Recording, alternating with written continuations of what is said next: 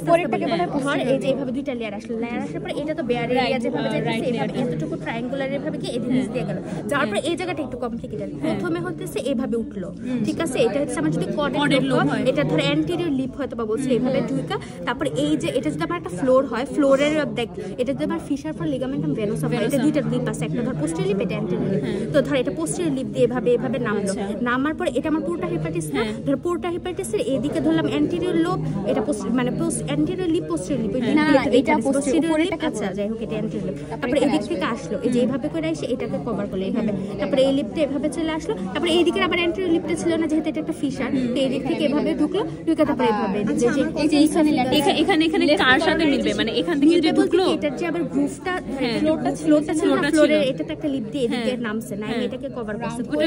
তারপর আবার এইখানকার এটা যদি অ্যান্টেরিয়র লিপ হয় তাহলে এটা পোস্টেরিয়র লিপ, তো পোস্টেরিয়র লিপের এদিক দিয়ে উঠে এদিকে আমার ইসোফেজিয়াল গ্রুভ ছিল, ইসোফেজিয়াল গ্রুভের আবার নিচ দিয়ে এদিক থেকে যে লেফট কর্নারি লিগামেন্ট ট্রায়াঙ্গুলার লিগামেন্টটাকে ওই যে মিলা যায়, ইসোফেজিয়াল রিলেশন এখানে থাকে, ইসোফেজিয়াল হ্যাঁ এটা হচ্ছে ইসোফেজিয়াল।